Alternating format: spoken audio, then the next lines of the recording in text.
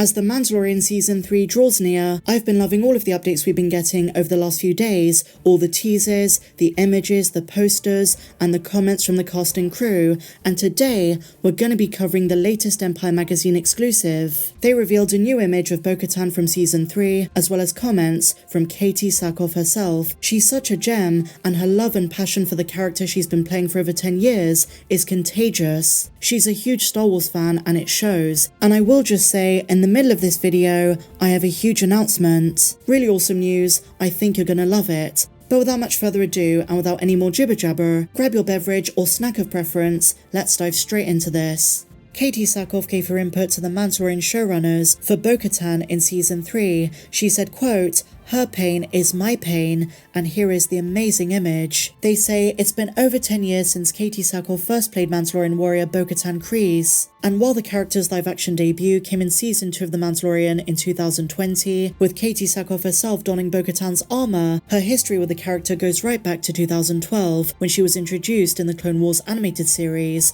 She reappeared across multiple seasons, not to mention her significant appearance in Rebels that informed so much of the Mandalorian story. And now, with Bo-Katan making an even bigger dent in The Mandalorian Season 3, she's so in tune with the character that executive producers Jon Favreau and Rick Famuyiwa regularly sought her expertise while shooting the latest batch of episodes. Here's what she said: "I've lived in this woman's skin for a long time now. One of the things that Jon and I focus on is where she is in the moment, what peppers her experience. Jon and Rick every single day defer to me, which is a crazy experience, to have these masters asking me what I feel. She's been able to live in Bo-Katan's headspace for so many years, and even before The Mandalorian was announced, before she was cast in Season 2, she admitted in previous interviews she'd created her own headcanon for Bo-Katan, so she knows what this character is supposed to be like on screen." And when discussing the evolution from animation to live action, she said, quote, "It respects the craft and the years I've put in. I really do know her. Her pain is my pain. When she experiences something, I really feel it,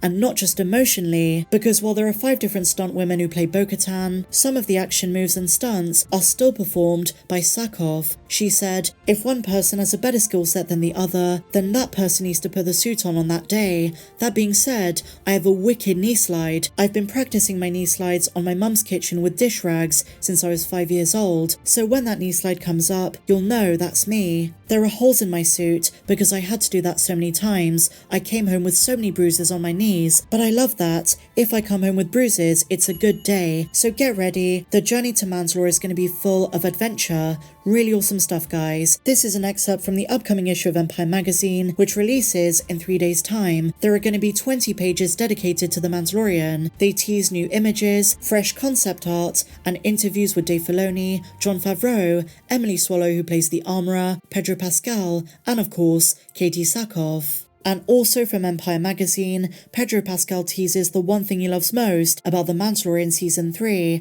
He says they're gonna go deep into Mandalorian history, mythology, and tradition, so fans of KOTOR and folks out there who've loved Mandalorians ever since the 90s, this one is for you. And something I wonder about, are we going to get more flashbacks to Din Djarin's past, to his childhood and his parents? Back in 2021, I interviewed Bernard Bullen, Din Djarin's father, and before we move on, guys, here is my announcement. By the time this video gets out, I will have interviewed Paul Sun-Hyung Lee, the amazing actor who plays Carson Teva, while the full interview, as with all of them, is going to be available over on Patreon. Link is down there in the description. I will be posting clips over the next week, here publicly on the channel. Super exciting stuff, I can't wait to share it with you. But back to Pedro Pascal, the actor says, quote, "What I love most about Season 3 is how much the world opens up in terms of Mandalore and the Mandalorians. That means so many different facets of culture, politics, rules, and discoveries. Delicious doors are flying wide open." And it's really interesting he's teasing the different facets of the culture, because something I've theorized about in the past is that the Darksaber is not the only way to become the Mandalore. That was only House Vizsla's interpretation, but something else out there might be more important to reuniting the planet. Maybe the Golden Mask, or as the armor teased in the book of Boba Fett, something regarding the Mythosaur. Massive spoiler warning, but one of the rumors is that Bo-Katan is going to tame the Mythosaur on Mandalore, and that's going to be seen as the most courageous act of leadership. The armor is going to make her some Mythosaur armor, and Bo-Katan will rule the re-established homeworld.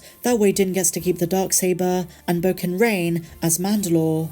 Next up in the Empire magazine interview, Bo-Katan actress Katee Sackhoff chimes in again and shares her reaction when she read the season 3 script. In her own words, she says, "I was texting John and Dave and I said, are you serious? This is an epic season. It's so big, so bold, and just so different. And as we know, one of the biggest aspects of Bo-Katan's story is righting the wrongs of her past. That's why she wants the Darksaber back, but this time to win it properly. But I also suspect she has other plans. Her role is going to be significantly more substantial than many fans believe. That's going to be so interesting." And so now, my dear friends, we also had a brand new TV spot for The Mandalorian. It was called Ready, a new teaser with some new footage, but the official Star Wars YouTube account already deleted it. Nonetheless, I was able to screenshot the new frames just in time. Let's go through them. So in this frame, which we've seen at Star Wars Celebration, we have Paz Vizsla fighting an unknown enemy. In the background, a desert planet, maybe Tatooine, a part of Mandalore, or somewhere else, with young covert Mandalorians, young members of the tribe.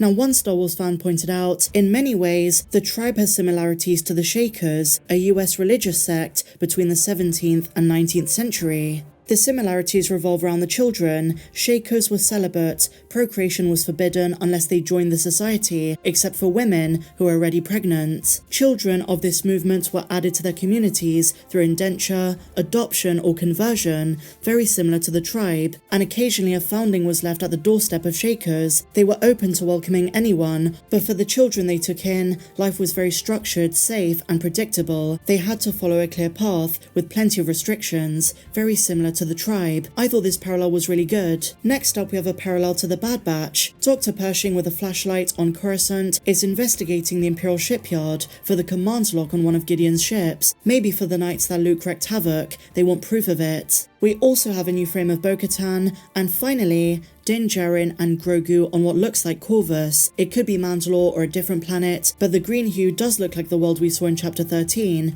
What do you guys think? Share your thoughts on this and everything we spoke about in the comments down below. If you enjoyed this video, please be sure to give me a big fat thumbs up, subscribe if you're new, and I'll see you in the next one. May the Force be with you always. She activated the smelter, sending up a cloud of steam from the cauldron. The songs of eons past foretold of the Mythosaur rising up to herald a new age of Mandalore. She opened the wall console and took out the smelting tools. She said, "Sadly, it only exists in legends. Where did you come upon the Beskar spear?" Mando reached back, withdrawing the spear from where it hung over his shoulder. "It was the gift of a Jedi. It can block a lightsaber. I used it to defeat Gideon."